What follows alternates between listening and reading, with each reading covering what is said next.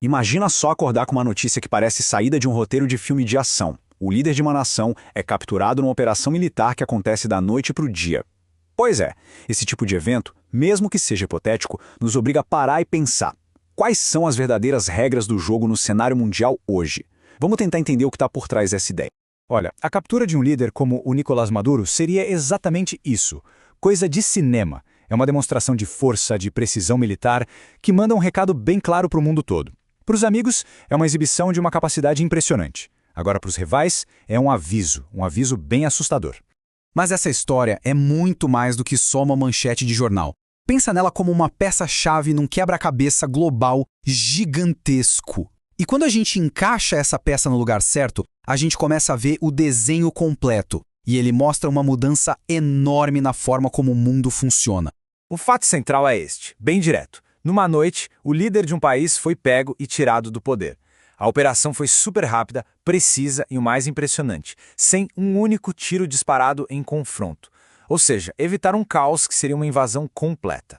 Ok, a primeira pergunta que vem à cabeça é: por que a Venezuela? A resposta mais fácil, aquela que todo mundo dá, é petróleo. Mas olha, se fosse só por isso, a história seria bem mais simples. A verdade é que o petróleo é só uma parte da conversa. O prêmio de verdade é outro. É exatamente isso. De um lado, a gente tem o petróleo, que é a razão óbvia, a que está na superfície. Do outro lado, a gente tem a motivação real, a mais profunda. Poder. O poder de influenciar, de controlar e, basicamente, de redesenhar o mapa político do seu próprio quintal. A estratégia de verdade aparece quando a gente olha todos os motivos juntos. Não é só o petróleo. É sobre reafirmar o controle sobre o continente americano, sabe? Dizer para a China e para a Rússia, aqui não. É também sobre tentar resolver uma crise humanitária gigantesca, com 8 milhões de pessoas fugindo do país. É sobre combater o narcotráfico. E talvez o mais importante de tudo é sobre proteger o poder do dólar como a moeda que manda no mundo. E isso tudo nos leva ao ponto central desta análise. O que aconteceu na Venezuela não foi um caso isolado. Foi, na verdade, a confirmação de uma nova realidade. O mundo hoje parece operar com um novo conjunto de regras, ou, para ser mais sincero, com a falta delas. A gente sempre ouve falar em direito internacional, né? Mas o que é isso na prática? Pensa assim, é como se fosse um clube, onde as regras só funcionam se todo mundo concordar em seguir. Não tem uma polícia mundial para prender um país que quebra as regras. Tudo depende da boa vontade. E o que acontece quando a coisa aperta, quando a tensão aumenta?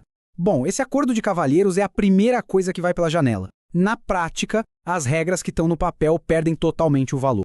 Tem uma frase do escritor Eduardo Galeano que é perfeita para descrever isso. Ele diz que a justiça é como uma serpente, que só morde quem está descalço. Ou seja, a justiça internacional só parece ter força contra as nações que não têm sapatos para se proteger. Sapatos, no caso, significam poder militar e econômico. Então, o resumo da ópera é este. A gente vive numa era onde a força de um país vale mais do que qualquer tratado assinado.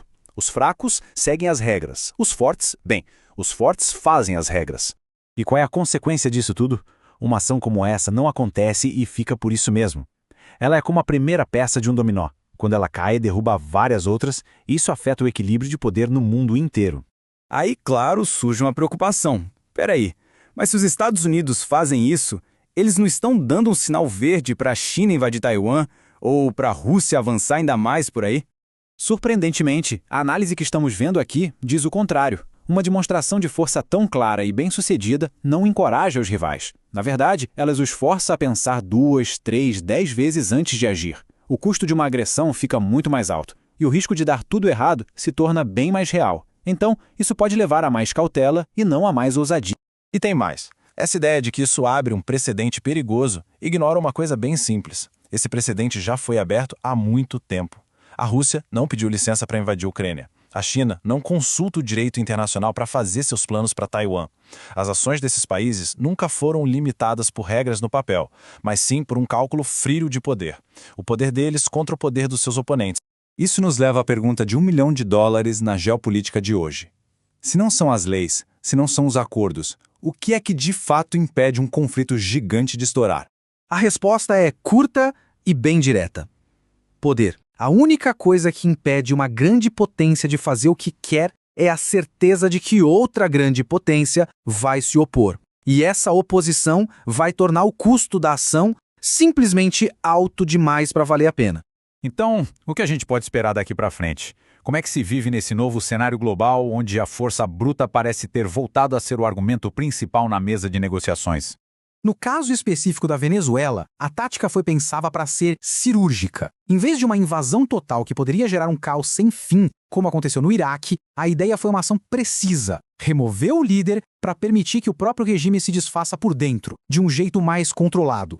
E tudo isso nos deixa com uma pergunta final, uma reflexão bem desconfortável. Essa ação na Venezuela, embora possa resolver um problema específico, confirma uma tendência global preocupante.